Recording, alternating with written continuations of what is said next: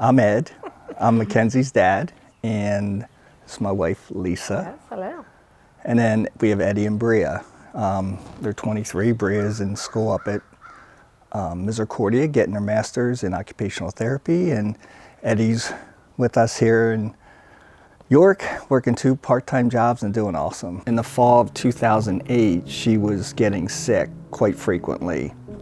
And we kept going back and forth to the doctor, back and forth, and then finally in February, we went to the emergency room because she was really struggling. And that's when they took the blood work and said, you need to go to Hershey. And sure enough, the next day, they took her up by ambulance to Hershey Medical Center. And at that point, we knew something was not good, but we knew it was going to be a challenge for her. And when we went to the oncology wing, we knew, okay, now we're in trouble. Right. We knew there was a big problem. We were hopeful that she would come through this because she was diagnosed with ALL, leukemia. She had ALL. And based on the treatments through THON and what the kids up at Penn State have done to raise money for research, we felt good about it. The challenge was she was diagnosed with leukemia, but She already had RSV. she had RSV. The only way you can fight RSV back then was through your immune system. Well, when they gave her the chemo, it was over. It was over. 2 days Within a later, couple days. she was, I still remember handing her off in the PICU She was going, Mama, Mama, da, da, da, da. because she couldn't breathe, and we had to hand her to get her vented. And it was the hardest thing for me to do, but it was the best thing I could do for her at that time, if that makes sense. Even at that point, we thought We were hopeful. I mean, we were hopeful. But the PICU doctor said, He kind of, we need to talk. It was really hard because from the moment we got a diagnosis, she was gone 3 weeks later? 3 weeks, 3 weeks. February 28th. But it was only ever going in one direction. Right. So, yeah. Yeah. She just lit up a room, and she was just a really good sister. She was a really good baby sister. She impacted a lot of people's lives just by existing. She was literally an angel here on earth, and she's now an angel now, so. For me, I think my memories are around the pole. She loved the pole. And she knew what she was doing. She would do laps around at Micah's Chaser, basically, and that was her fun. And she would laugh and giggle, and she would just do these laps because obviously we had to be right with her, and she would work the party. So no matter who was here, we'd all take turns chasing her around the pole. She'd walk in a room and the whole room would just light up. Yeah, And she was like a very magnet. sweet. So just had a glow about her. And like Lisa said, her smile is just, And laugh, that laugh. it's constant. So we go to church, we're Catholic, and we're with our family, aunts, uncles, cousins, and my aunt had some chapstick, and she gave it to Mackenzie. Mackenzie grabs the chapstick, chucks it, and she looks at my aunt and goes, and I think that just showed, how she was just a silly little girl. She knew what she was doing. She definitely knew how to play the crowd, and she knew how to make people laugh and smile, but I think that was a big personality. When she was 2, she dressed up as a ladybug. And when she passed, we started getting we never got ladybugs. Now we get them at the most incredible times. Birthdays, anniversaries. The middle of Deep Creek Lake. We're on the middle of the Sitting there lake, which chilling. is our happy spot on our boat. And you'll look down and there'll be a ladybug On the boat, seat. right in the middle of the lake. My niece, Carly, on her first anniversary, February 28th, she was really having a tough time. And she went into the bathroom and there was a ladybug right on her toothbrush. That just doesn't happen. I mean, that is on, it's not like it was a week before, it was on her anniversary. And we continue to get those even to this day. At first you're like, really? But then as it just keeps happening, you're like, okay, there is something to this.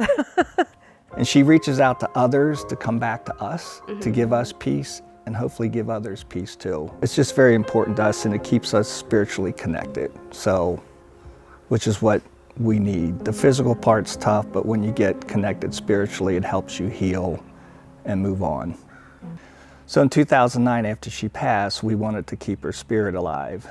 So we created Mac Madness locally in the community. And we did it for 10 years. It was a family event. We had horses and balloons and auctions, raffles, live music, and we raised like $345,000. I was getting older, she was getting older, we were just getting tired, so we ended it after 10 years. But we wanted to keep moving, and we knew THON was always there for us. And we said, are we ready to do it? So my niece Peyton went up to Penn State, and I said, hey Pate, why don't we look about starting an org in McKenzie's memory? And she helped us get it started, called Mac Madness Benefiting THON. So it was a way for us to keep her spirit alive now through the THON community, which has been awesome. But to take it one step further, Bria had the opportunity to dance in 2020. And it was just an incredible experience for us to watch her dance for her baby sister. It was just very special for us. I got picked, so I was like, immediately I was like, there has to be something to this, you know? So I didn't know anything about THON, and you know, I stand up and it's on. So I had no idea what was coming my way for the 46 hours. And once I sat down after the 46, I immediately knew that this was something, there was something more to this. Like, we could do something with this, and I think it was just a testament that like this was Mackie working through me, then working through us, and she's still very much here. For her to get selected from Penn Tech, to go into a lottery and get selected is pretty tough, to be honest with you. And the fact that she was selected before we started the org was amazing. So that was like Mac saying, okay, you're gonna do this, and here's where we're gonna go.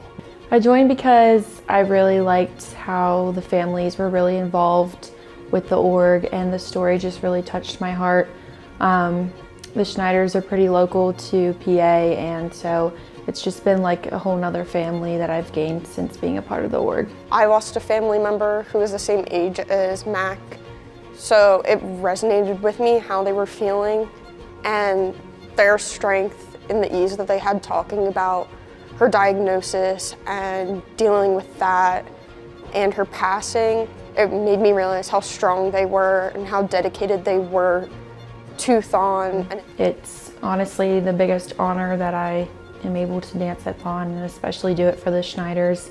Ed has been such a good supporter. He's so excited for us, and I know that with the Schneiders by our side with us, that we can do it. So I'm very excited. It took us how many years took us what, I think maybe 13 years before we even came to even go up there. And he's more of the talker, I'm more private. Right. So I'm like, do we really want to go on there and talk to all these people and tell our story? But it worked fine. For me, it was something that I wanted, selfishly for McKenzie, so that people could get to know her in a way that could make a difference. Like, the reason we wanted to start that org is because of each of every one of you. I walked in that night, I walked in today, and I'm driven, and I'm fired up for what you guys do. You make a difference. I watched family after family walk across this stage. You don't realize it, but I do.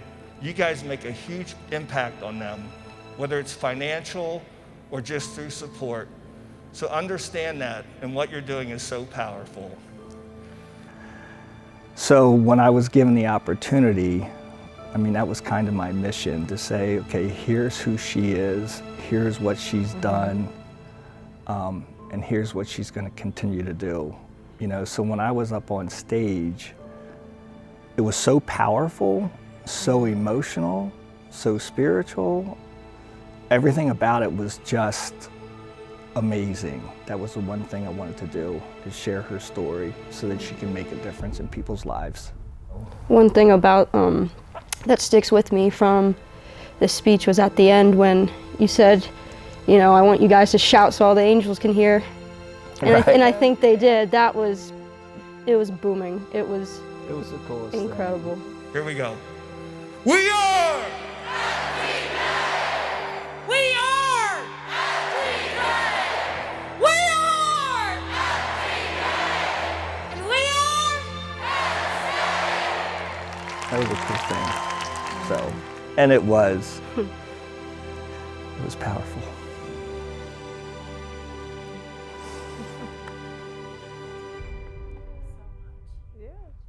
I gave her eulogy at her funeral, and I wanted people to know, like, I didn't want people to realize, people will go, why would God do that? And I'm like, it's not God, it's life. Don't blame it on God, you know what I mean? Just like when we were up there, don't blame anything on God, it's life, it's part of life, it's what you do with it.